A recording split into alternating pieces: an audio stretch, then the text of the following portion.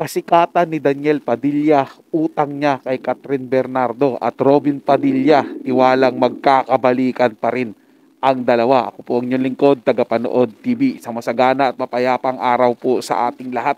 Bago po tayo magpatuloy at bigyan ng reaction at komento ang balitang yan, nais ko lang po kayong pasalamatan sa inyong walang sawang suporta at pagtangkilik po dito sa ating channel. At sa mga bagong napadaan lang po dito sa ating channel, huwag niyo po sanang kalimutan na mag-subscribe.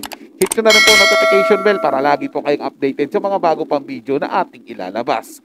Share, like, and comment din po kayo mga tagapanood. Atin nyo mabasahin at pupusuan. Kaya naman simulan na natin ang ating reaction video sa araw na to mga tagapanood.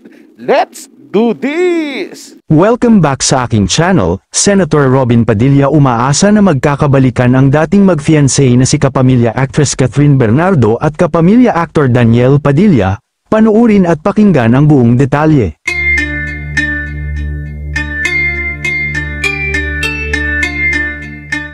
Alam naman nating lahat na si Senator at action star na si Robin Padilla pagdating sa mga babae ay kilalang sweet lover at magaling pagdating sa larangan ng pag-ibig, ngunit may kapilyuhan nga lang pagdating sa mga nakakarelasyon nito, lalo na noong kabataan niya na hindi naman mapagkakaila na sobrang gwapo at habulin talaga ng mga babae. Kaya naman kung pagandahan lang ng mga nakakarelasyon ay isa na si Robin na may mga nakarelasyon na sobrang gaganda, ganun pa man. Kahit na naging pilyo siya noon ay nabago niya naman ang kanyang sarili at nahanap ang the one na si Mariel Rodriguez. At nang mahingian nga ng reaksyon si Robin ng mga reporter tungkol sa hiwalayang Kathniel na sina Catherine Bernardo at Daniel Padilla, kung may pag-asa pa ba na magkabalikan ang dalawa. Mabilis naman itong sumagot at sinabi na, magkakabalikan yun. Mabilis na sagot niya na ikinatawa ng lahat kasi nga inisip na nagbibiro lang ang tiyuhin ng binata, pero nagulat sila na seryoso pala ito. Paliwanag pa ng action star, pag gumawa ng pelikula yun magkakabalikan yun, ganun lang talaga sa tagal natin sa industriya. Alam naman nating lahat ang ganyang partnership o love team ay dadaan talaga sa prosesong ganyan kasi nagmamature sila.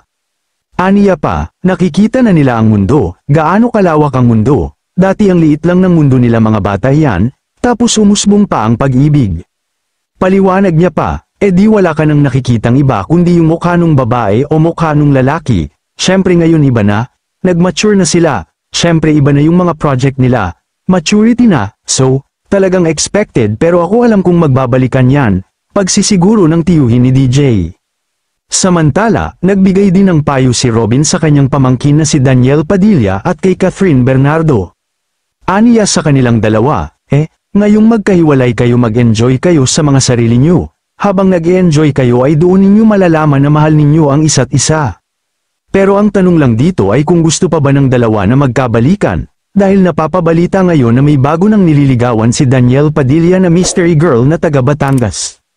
Inamin naman ng senator nang malaman niya ang breakup ng dalawa noon, ay nalungkot siya ng sobra, at hindi siya makapaniwala. Ganun pa man, nagpasalamat naman ang buong angkan ng Padilla sa aktres na si Catherine, lalong-lalo na si Robin at nagbigay pugay pa kay Kath. Dahil si Catherine ang nagbigay ng break kay Daniel Padilla para sumikat ng husto, kaya malaki daw ang utang na loob niya sa aktres at sobrang laki din daw ng respeto niya dito. Kaya naman ang respeto nilang pamilya Padilla kay Catherine ay sobra-sobra. Kayo mga ka-showbiz, anong masasabi niyo sa ating showbiz topic ngayon? Kung may opinion kayo ay magkomento lang kayo sa aking comment section. At syempre kung bago pa lang kayo sa aking channel ay mag-subscribe na kayo para lagi kayong updated sa mga showbiz trends na ina-upload ko. Maraming salamat po. Sa totoo lang po mga tagapanood, sang-ayon po ako doon sa sinabi ni Idol Robin Padilla, no, na posible magkabalikan po talaga sila. Tama yun, di siya nawawalan ng pag-asa. Ganun din po yung karamihan sa mga umiidolo ng Kathniel. Di nawawalan ng pag-asa na magkakabalikan po yung dalawa. Pero nakadepende po yan sa kanila kung gusto pa nila yung isa't isa. At kung talagang itinadhana sila na para sila sa isa't isa, kahit ano pa man mangyari niyan sa dulo mga tagapanood, sila at sila pa rin, di ba? Magkakabalikan po yan sila. So kahit sabihin na nating may iba si Daniel Padilla, nagkaroon ng iba si Catherine Bernardo, kung talagang itinadhana sila para sa isa't isa, sa dulo sila pa rin po dyan mga tagapanood. Wala pong makakapigil yan. Depende po yan sa kanilang dalawa. Yun po lagi dyan, nakadepende yan sa kanilang dalawa kung ano po yung magiging pasya nila. Kung babalikan ba nila yung isa't isa. Siyempre, iba na po yung mga proyekto nila, iba na po yung mga partner nila ngayon sa kanilang mga proyekto. Pero malay mo nga, sabi ni Robin Padilla, pag pinagtambal mo ulit yan ng dalawa na yan, baka manumbalik po yung dating pagtitinginan at pagsasamahan nila at mauwi po sila sa pagbabalikan. Hindi po malabong mangyari yan mga tagapanood kasi siyempre sa tagal ng shooting, sa tagal ng paggawa ng pelikula o teleserye man yung gagawin nila, sa araw-araw sila magkikita, hindi maiiwasan yung magkukwentuhan sila eh. Hindi maiiwasan mabalikan nila yung mga ginawa nila noon, yung mga pinagsamahan nila noon. At kaya hindi rin po malabo na magkabalikan po silang dalawa. O di ba po mga tagapanood? Kaya may pag-asa po talaga. Sige lang po mga tagapanood na may nagustuhan nyo po yung ating talakayan sa araw na to. At kung kayo'y bago lang po na napadaan dito sa ating channel, huwag nyo sanang kalimutan na mag-subscribe.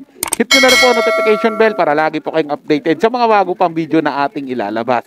Share, like, and comment din po kayo mga tagapanood. Ating ang babasahin at pupusuan. So hanggang sa muli po, ito yung Tagapanood TV.